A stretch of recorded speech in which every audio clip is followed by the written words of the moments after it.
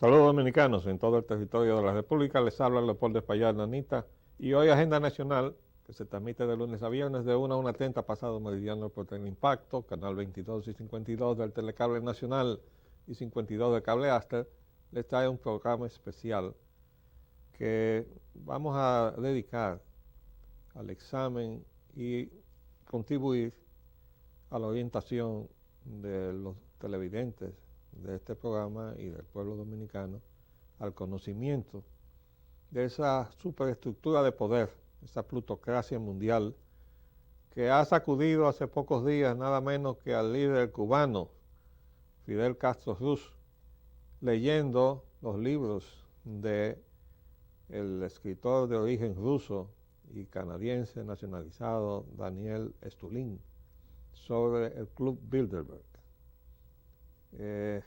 Esta situación ha determinado en nosotros la decisión de iniciar una serie de programas explicando en cada uno de ellos varios de los muchos libros que están en nuestra biblioteca a partir de la lección que aprendimos en abril de 1965, cuando, siendo parte del grupo organizador del movimiento constitucionalista que encabezaba el doctor José Rafael Molino Ureña, que pasó a ser presidente provisional durante pocos días, hasta que el movimiento fue aplastado con la presencia de las tropas norteamericanas. Primero, desde el primer día, teníamos ahí el boxer alineado en contra del movimiento constitucionalista, según testimonio de una conversación telefónica que le fue interceptada al entonces comodoro Ramón Emilio Jiménez, hijo, y al coronel Fishburne en la embajada de los Estados Unidos. Esa cinta probaba y comprobaba que no había imparcialidad de la embajada, que era, por el contrario, la cabeza que se oponía al retorno al Estado de Derecho en la República Dominicana y al retorno a la democracia con el gobierno del profesor Juan Bosch, que podía ser un gobierno bueno o malo, era el gobierno legal, el gobierno que los dominicanos nos habíamos dado libremente después de 31 años de una dictadura. Lo que pasa es que había ya una decisión de esa plutocracia mundial de que el gobierno del profesor Juan Bosch, al frente de una constitución de 1963 que fortalecía los derechos de los dominicanos sobre sus recursos naturales, no le era conveniente a sus intereses. Y con el aplastamiento de nuestro movimiento, creo que podemos decir, lo más legítimo que podíamos haber inventado los dominicanos después de 31 años. Este movimiento fue seguido con el sacrificio del grupo de Manolo Tavares, porque en definitiva el golpe de Estado provocó el levantamiento del 14 de junio, pero el movimiento existía ya en las filas militares y lo encabezaba el teniente coronel Rafael Tomás Fernández Domínguez, que por eso trató de impedir el golpe de Estado. Lo que no está claro para todos estos sectores que intervinieron en la vida dominicana de una manera tan decisiva y a un costo tan alto, es contra qué se luchaba. Porque, en primer lugar, cuando se luchó contra Trujillo, todavía hoy no sabemos contra cuál dictador luchaban, o lucharon los que lucharon contra él. Porque primero tuvimos el dictador que representaba los intereses de la plutocracia. Ese fue el que instalaron en 1930 para que sus tropas de ocupación de 1916 al 24 se pudieran ir, pero que sus intereses quedaran garantizados. Y en definitiva, eso fue la dictadura inicial de Rafael Leónidas Trujillo, la dictadura de la plutocracia, a través de un aparato de dominación nacional. Entonces teníamos un dictador dominicano, pero en realidad lo que teníamos era la dictadura de la plutocracia a través de sus corporaciones que se adueñaban de la economía del mundo.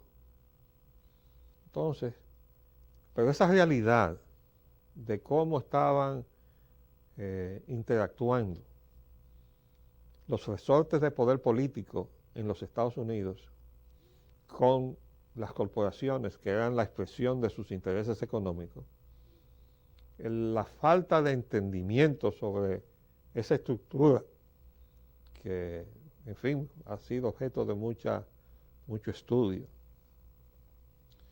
llevó a todos los que actuamos en aquella época a luchar instintivamente contra la dominación, sin saber realmente qué era lo que teníamos por delante.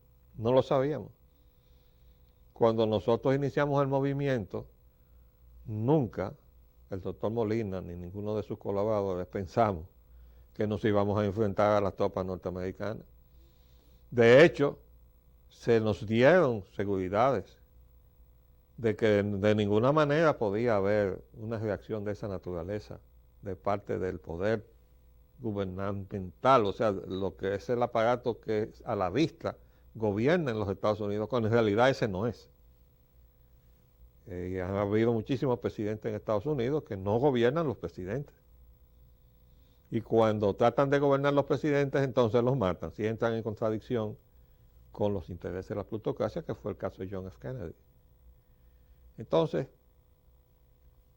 nosotros, los que intervinimos, y todavía podemos ver que eso es así, porque nos enteramos hace poco que Trujillo le mandó armas a Fidel Castro. Entonces uno comienza a cuestionarse qué clase de verdad hemos estado recibiendo nosotros, que nos ha llevado a toda clase de acción y reacción consciente, pero más que nada instintiva, contra cosas de cuya estructura y pormenor realmente ignorábamos. Y cuando nosotros pues nos lanzamos a reponer el gobierno de Bush, pues no pensamos que íbamos a terminar peleando contra las tropas norteamericanas, pero así fue. ¿Por qué?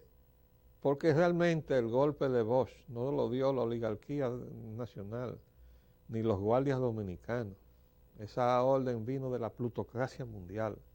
Claro que tenía sectores vinculados y de alguna forma comprometidos con ellos, en todo el sentido de la palabra, comprometidos incluso con los propios intereses de esa plutocracia. Entonces vemos las personas y los grupos que actuaron en el golpe primero, después contra el golpe, y en todo ello, estoy hablando de los factores locales, estaba detrás la voluntad foránea. Pero eso no lo sabíamos nosotros. Lo sabían los que estaban obedeciendo las instrucciones que se recibían de fuera.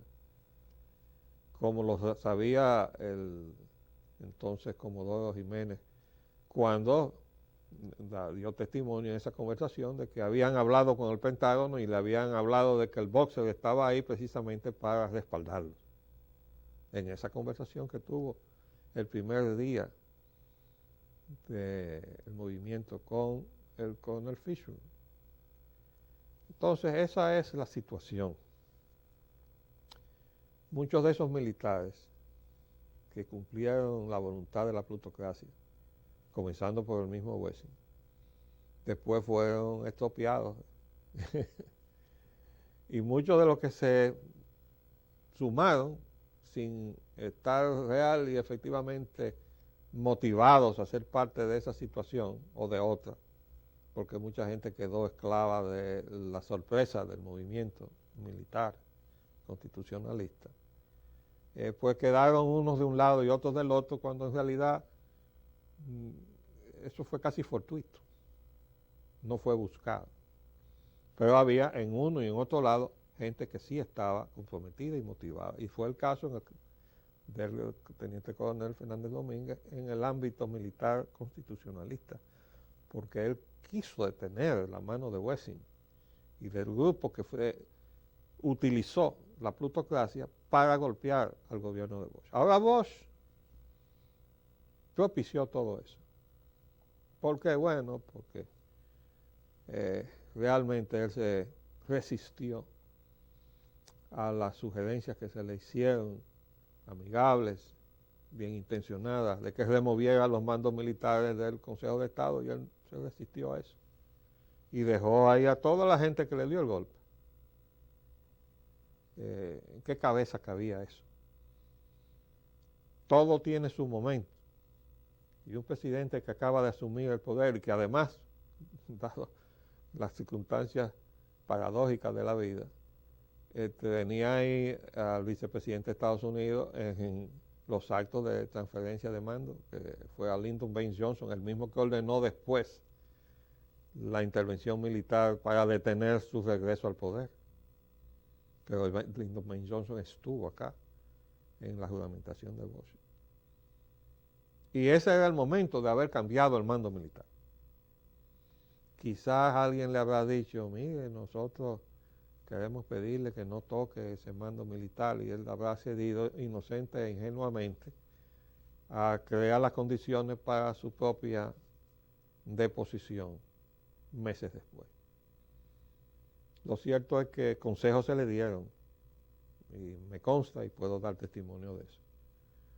Pero de que él no lo siguió, la historia, pues ahí lo recoge, con todas sus consecuencias. Pero lo importante, y es el propósito de estas charlas, es que el pueblo dominicano adquiera conciencia de que de frente, y frente a todos los problemas que tenemos, incluyendo la presencia de la Barrick aquí, apoderándose del oro y la plata dominicana, o de la Unigold Resources y la Carib Gold Resources, y de la Falcon Bridge y la KWG Resources, todos aposentados en el oro y la plata dominicana. Nada de eso es casualidad, y nada de eso está desvinculado de las cosas que suceden en la política dominicana. Vamos a hacer un paréntesis y volvemos en un minuto.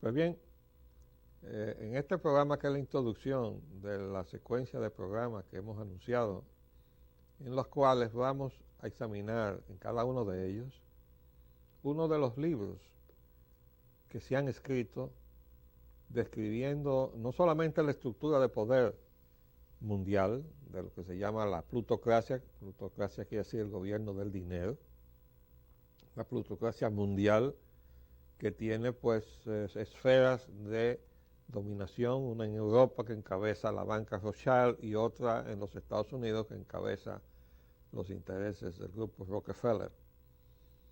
Pero esa plutocracia mundial ha marchado de acuerdo en todos sus pasos. Y es, para que se entienda bien, la reedición de 1492.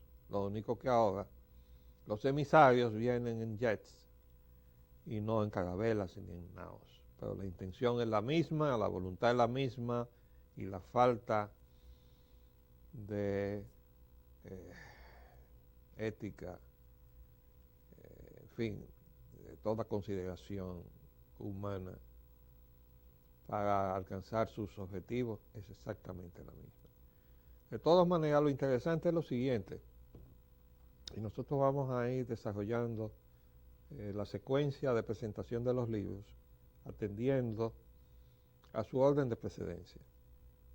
Pero queremos destacar el último de los que ha sonado, ha sido precisamente este que queremos mostrar, porque es el que ha mostrado el líder cubano como el que le ha despertado a la realidad de que existe no solamente una plutocracia, sino que tiene nombre y apellido. Ese libro, ¿verdad?, del señor Daniel Stulin es el primero de una serie que él ha escrito ya 4. El último todavía no nos ha llegado. Tenemos entendido que él fue a discutir con el doctor Castro Ruz ese libro hace un par de semanas atrás. Y después que fue invitado por el doctor Castro Ruz a visitarle, y luego que Fidel Castro lanzara al mundo a través de sus reflexiones, digamos, esa promoción gratuita que le hizo a los libros de Daniel Stulin.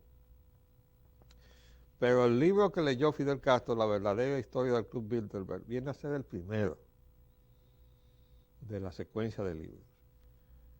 Este libro es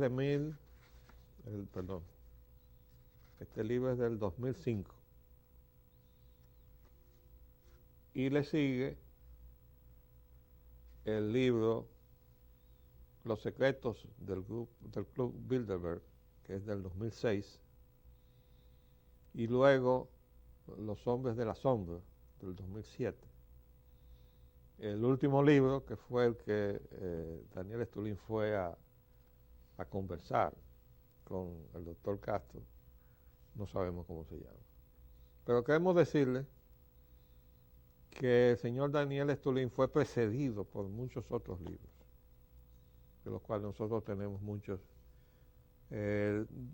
Desafortunadamente, para los que no dominan el inglés, están en inglés y no han sido traducidos.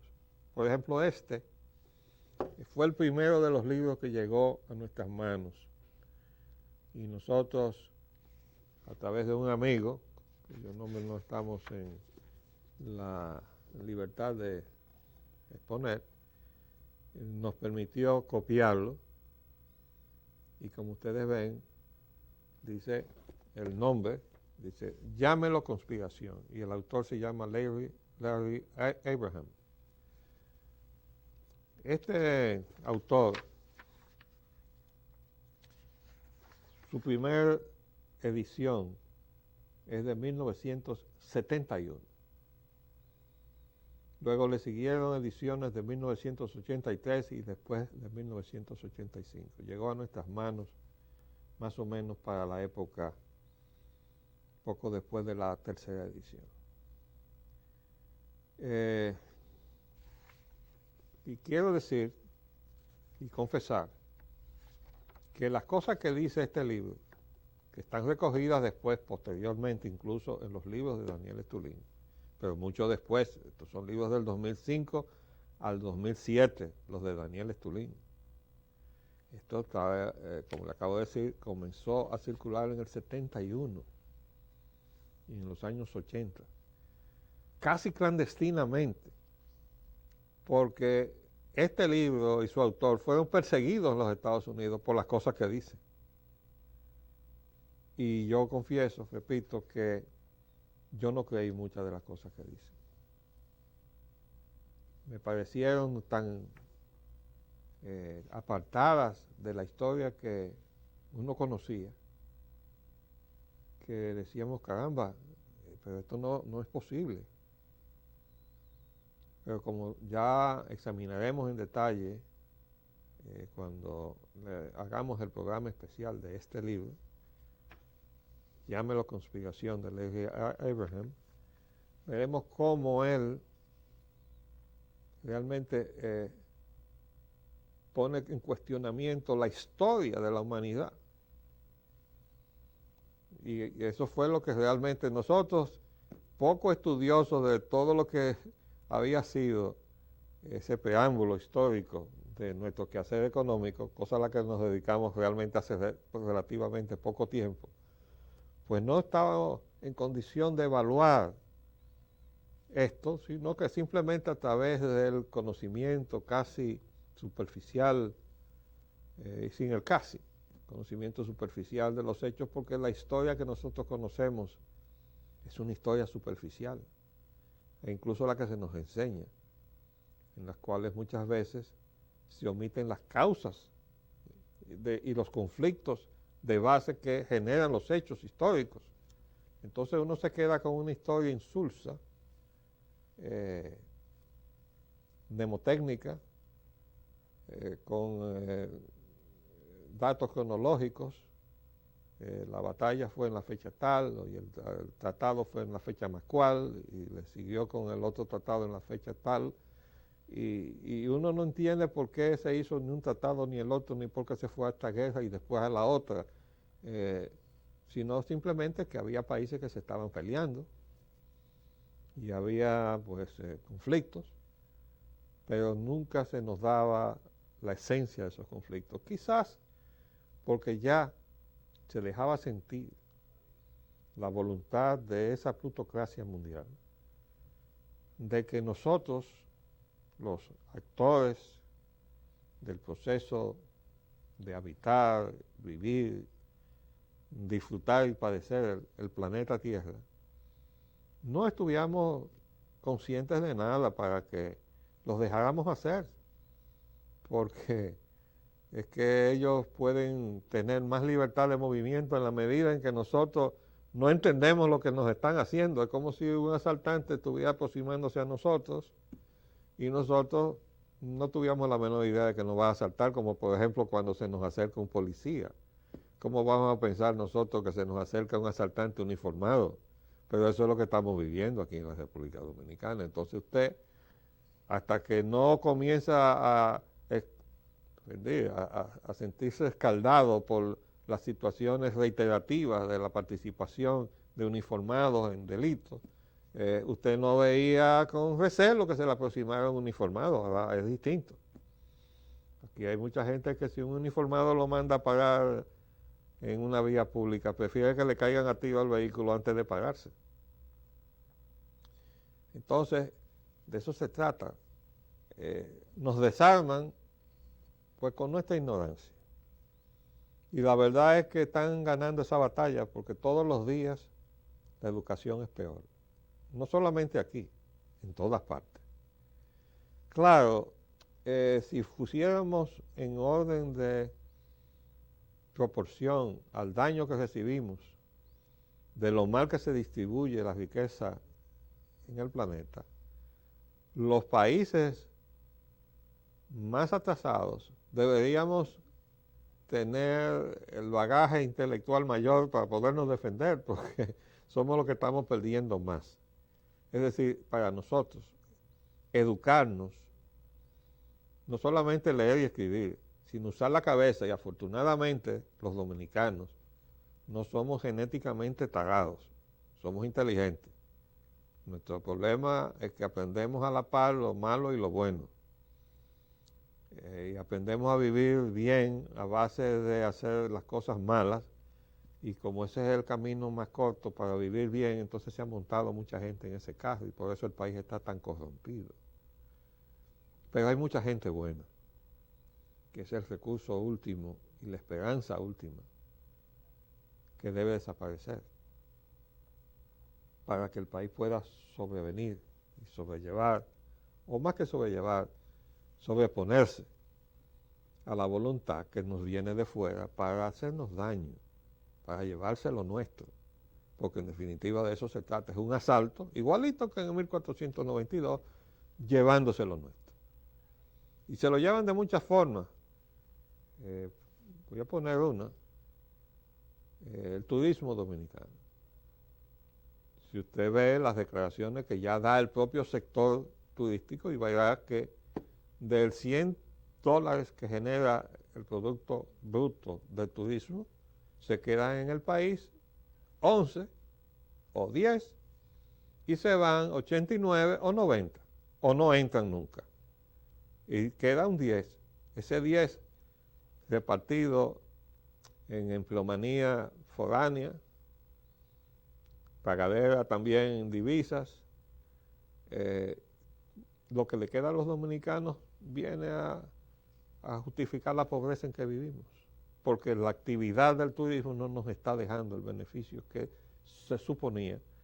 Como no nos va a dejar ningún beneficio en la explotación del oro y la plata dominicana, ni tampoco de ese petróleo que ahora dice que surgió en el este, aunque ya tuvimos en Maleno, en Asua, emanaciones de gas natural que se mandaron a sellar. Una de las órdenes del dictador Trujillo, que yo he estado averiguando a qué se le debió, qué motivó, a qué realmente favorecía esa orden de sellar eso. Si la protección de los recursos de los dominicanos, si caían en manos extranjeras, o a una voluntad extranjera para que eso no entrara en el mercado. Pero no lo sabemos, porque no hemos averiguado. Se nos acabó el tiempo, pero vamos a dar inicio entonces a esta serie de programas especiales. Les habló Leopoldo Espaillat Nanita. Hasta luego.